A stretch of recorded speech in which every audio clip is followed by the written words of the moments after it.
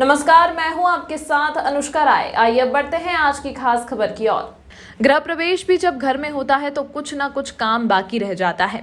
UP के सहकारिता मंत्री JPS राठौर, जो कि हरदोई जिले के प्रभारी मंत्री भी हैं, मंगलवार को विकसित भारत संकल्प यात्रा के कार्यक्रम में भाग लेने हरदोई आए थे। मंत्री JPS राठौर ने हरदोई के DM MP सिंह की विशेष और SP KC गोस्वामी और CDO सौम्या गुरुरानी की तारीफ से अपना संवाद शुरू करते हुए केंद्र सरकार की योजनाओं के बारे में बताया। मंत्री JPS ने PM मोदी की तारीफ के पुल बांधते हुए कहा कि अब कोई देश एटम बम और अगर बोलेगा भी तो हमारे मोदी जी इधर से गोला छोड़ देंगे। JPS राठौर से सवाल किया गया कि अखिलेश यादव ब्राह्मण सम्मेलन करा रहे हैं और स्वामी प्रसाद मौर्य की शिकायत होने पर उन्होंने अंकुश लगाने की भी बात कही, पर अगले ही दिन स्वामी प्रसाद ने हिंदू धर्म एक धोखा है जैसा बयान दिया। इसके जवाब में JPS राठौर ने तीखा जुबानी हमला करते हुए कहा कि स्वामी प्रसाद मानसिक रोगी हो गए हैं, उनका कोई इलाज नहीं है। अभी मुक्तेश्वरानंद शंकराचार्य के अधूरे निर्माण वाले मंदिर में प्राण प्रतिष्ठा कर देने के सवाल पर उन्होंने कहा कि अगर शंकराचार्य ने ऐसा कुछ कहा है तो उनसे बात की जाएगी। इससे पहले कार्यक्रम में आई जनता को आबकारी मंत्री नितिन अग्रवाल ने भी संबोधित किया।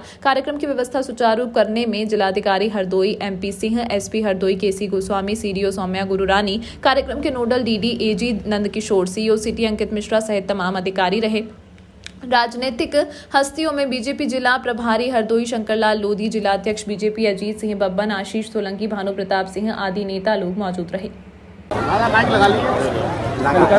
माननीय प्रधानमंत्री नरेंद्र मोदी जी ने एक स्वप्न देखा है कि सन 2047 जब देश की आज़ादी को 100 साल पूरे होंगे तब तक हम इस देश को विकसित राष्ट्र की श्रेणी में शामिल करेंगे। आपने देखा होगा कि किस तरह से देश की अर्थव्यवस्था को अच्छा करते हुए पिछले 9 साल में ही जब हम अर्थव्यवस्था हमारी दुनिया में 10वें नंबर की थी, माननीय प्रधानमंत्री जी के प्रयासों से ये 5वें नंबर की हमारी अर्थव्यवस्था बन गई है। अब धीरे धीरे हम प्रयास करते हुए 2027 तक इस अर्थव्यवस्था को तीसरे नंबर की अर्थव्यवस्था बनाने का प्रयास कर रहे हैं। माननीय प्रधानमंत्री जी ने जो सपना देखा कि 2047 तक अमेरिका, फ्रांस, जर्मनी, ब्रिटेन, तमाम ऐसे मुल्क हैं दुनिया में, इनके बराबरी पर अगर हमें खड़ा होना है तो हमें अपने सभी नागरिकों को वो सुविधाएं पहुंचानी होंगी जो उनको मिलनी चाहिए। तो उसमें स्वास्थ्य की सुविधाएं हैं, उनमें सड़क है, उसमें शिक्षा है, तमाम ऐसी सुविधाएं जो उनकी रोज़गार है, तो वो सब सुविधाएं पहुंचाने के लिए सभी उपक्रम किए जा रहे हैं। नई नई योजनाएं बनाई जा रही हैं, उसके माध्यम से चाहे स्वयं सहायता समूह हो और चाहे दूसरी अन्य योजनाएं हैं। अभी आज हमने शुरू की मत्स्य संपदा योजना, तो यानी कि हर तरीके से किसानों को, मजदूरों को, विश्वकर्मा श्रम सम्मान योजना, तो जो किसी भी तरीके से लोग छोटे हुए थे उनको भी विकास की मुख्य धारा से जोड़ने का काम माननीय प्रधानमंत्री जी की इन योजनाओं के माध्यम से हो रहा है। तो ये 2047 तक माननीय प्रधानमंत्री जी का ये सपना जरूर पूरा ये देश के 140 करोड़ लोग करेंगे। जी, स्वामी प्रसाद मौर्य का बयान है कि हिंदू धर्म एक धोखा है और लगातार स्वामी प्रसाद मौर्य जी का मानसिक संतुलन बिगड़ चुका है, उनको इलाज की सख्त ज़रूरत है। उनका इलाज जितनी जल्दी करा दिया जाए और समाजवादी पार्टी को इसका संज्ञान लेना चाहिए। इतना ज़्यादा उनके ऊपर दबाव नहीं बनाना चाहिए कि ये बयान देना। और मुझे लगता है समाजवादी पार्टी बेवजह उनको उकसाकर उनसे इस प्रकार के बयान दिलवाने का काम कर रही है। सर, अखिलेश यादव जी ब्राह्मण सम्मेलन भी कर रहे हैं, उसी ब्राह्मण सम्मेलन में स्वामी प्रसाद जी की शिकायत करी गई कि ये इस तरीके की बातें कर। अखिलेश यादव ने कहा कि इस पर जो है हम अंकुश लगवाएंगे, उसके अगले दिन ही स्वामी प्रसाद का ऐसा बयान आ जाता है। क्या वही मैं कह रहा हूँ कि ये स्वामी प्रसाद मौर्य जी जो भी बोल रहे हैं वो एक सोची समझी रणनीति का उनका हिस्सा है। वो PDA भी चलाएंगे और उसके बाद ब्राह्मण सम्मेलन भी करेंगे।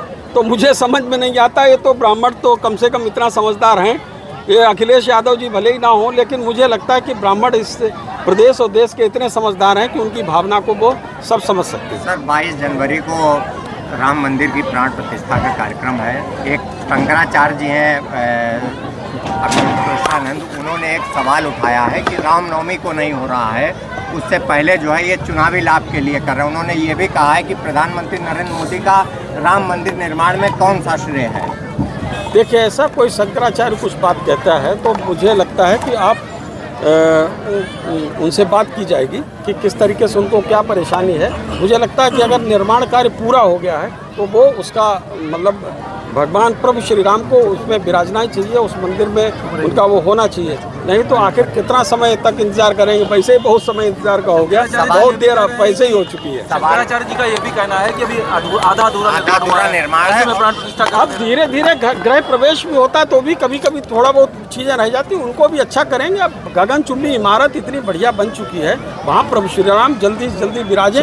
ये देश के 140 करोड़ लोग चाहते हैं और दुनिया में जो 200 करोड़ लोग हैं वो सभी लोगों की इच्छा है कि जितनी जल्दी हो सके प्रभु श्री राम बाहर विराजे। एक सवाल और फारूक अब्दुल्ला का सब तुम आप ही पूछते हैं। फारूक अब्दुल्ला का एक बयान आया है। फारूक अब्दुल्ला ने कहा है कि हम दोस्त बदल सकते हैं लेकिन पड़ोसी नहीं। अगर पाकिस्तान के साथ बातचीत से मसला अगर हमने हल नहीं किया तो हमारा भी हाल गाजा और फिलिस्तीन जैसा होगा। ऐसा है कि वो तो पहले भी बोल रहे थे कि धारा 370 हटेगी, खून की नदियां बहेंगी।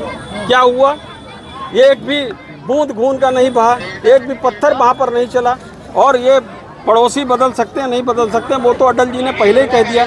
लेकिन पाकिस्तान को समझना चाहिए कि देश के प्रधानमंत्री माननीय नरेंद्र मोदी जी हैं और कोई अगर जरा सी बोलने की हिम्मत करेगा, जुर्रत करेगा तो उनका हिसाब किताब कराची तक, लाहौर तक लिया जाएगा। पुलिस भर्ती को लेकर सर सामान्य वर्ग के लोगों में बहुत ज्यादा रोष है और वो लगातार उसको लेकर हम बात करें। माननीय मुख्यमंत्री से बात की जाए। चलो हो गया यार, अब तो